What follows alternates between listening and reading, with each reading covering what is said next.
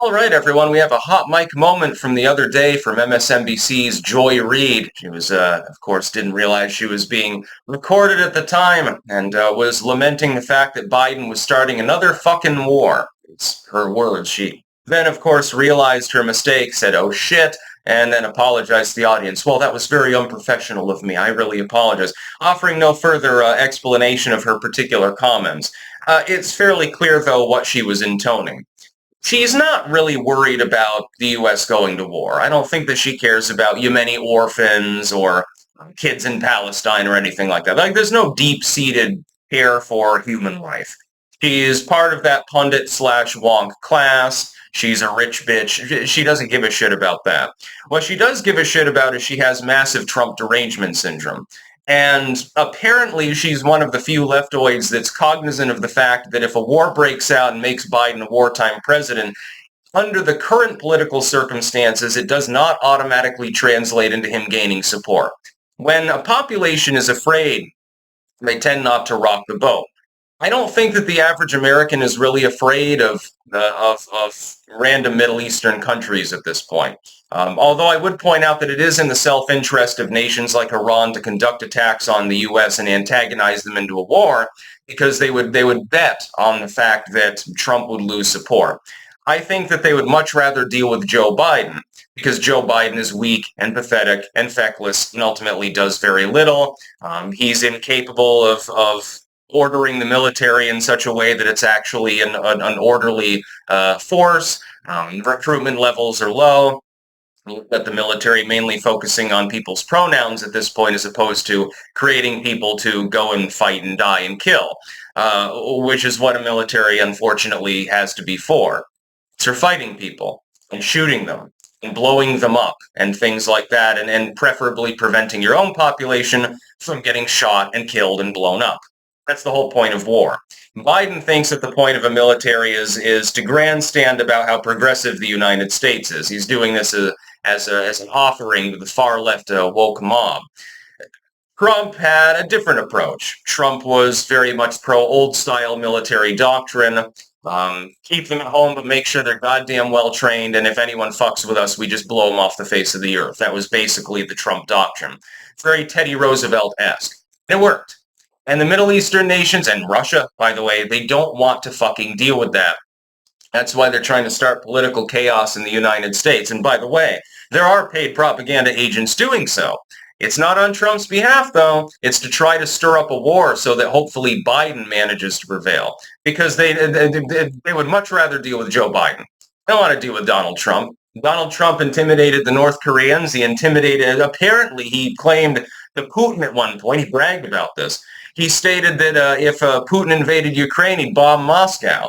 Well, Putin didn't invade Ukraine, now did he? Because he fucking knew better, because he's like, the world might actually mean this. For all of the bloviation about Donald Trump supposedly being a Russian agent or something, he was the one that kept everything goddamn contained all around the world.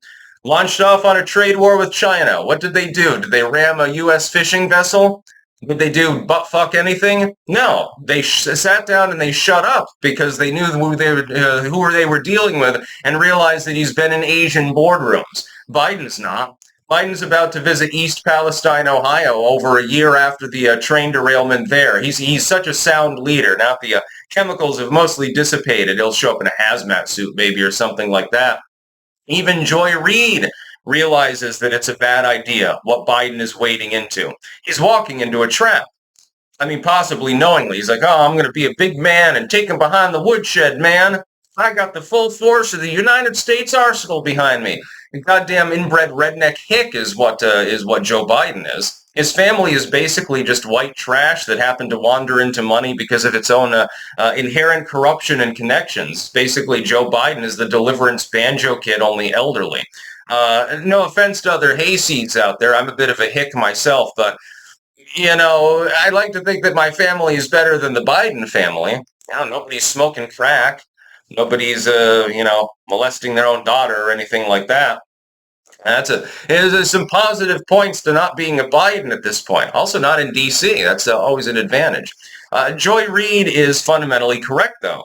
Her lamenting here isn't because she's anti-war. Her lamenting is because she realizes that under the current political climate, it may not be that same orthodox tradition whereby a war breaks out and re-election is easier for the chief executive. And the reason why is quite clear, because Biden is perceived of as being weak on foreign policy, even among Democrats. Even Democrats understand his foreign policy has been a mess. You'll see paid shills and bots and shit online saying, well, it was actually Trump's fault that this and that and the other thing happened. Real people don't generally take that seriously. Most of those people are being paid to espouse those particular opinions, and then bots buff up their numbers to make it look like it's an organic sort of opinion on behalf of Joey Biden. Normal people understand the Afghanistan withdrawal was botched by Biden. Ukraine was botched by Biden. Taiwanese negotiations are being botched by Biden.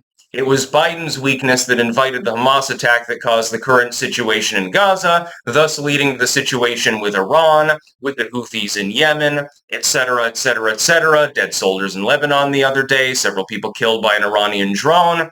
Biden is centrally responsible for these. He is the chief executive, the commander-in-chief of the U.S. Armed Forces, which he is incapacitated by and large, and that's the truth. It's great that our naval doctrine allows for general autonomy for ships when they're under attack, because can you imagine if Joe Biden were personally directing it? We would have lost an aircraft carrier by now, probably somewhere over off the coast of Yemen. If pirates would have climbed aboard, Biden would have said, well, come on, try to negotiate with those people with the AKs there. Let them aboard the ship. We'll take them back here and make them asylum seekers. Or we'll give them refugee status because their country doesn't have a functioning government. Something like that would happen.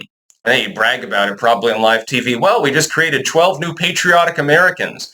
Yeah, they stole an aircraft carrier, but, we managed to negotiate with them and just gave them citizenship, and everyone was happy in the end. This is Joe Biden's method of diplomacy. Joyreid, at the very least, is intelligent enough to understand what a bad idea it is. Now, it's not for moral reasons. It's just for politically pragmatic ones, because she's terrified of Trump getting back into office. Honestly, if I were Joyreid, though, I would silently be wishing that Trump would, because then I'd have 4 years to bitch about Trump some more. It'd be good for her career trajectory. She's a one-trick pony and apparently is never capable of doing anything else, except when she's accidentally caught on a hot mic, when her real opinion of Joey really comes out. That's about all. Peace out.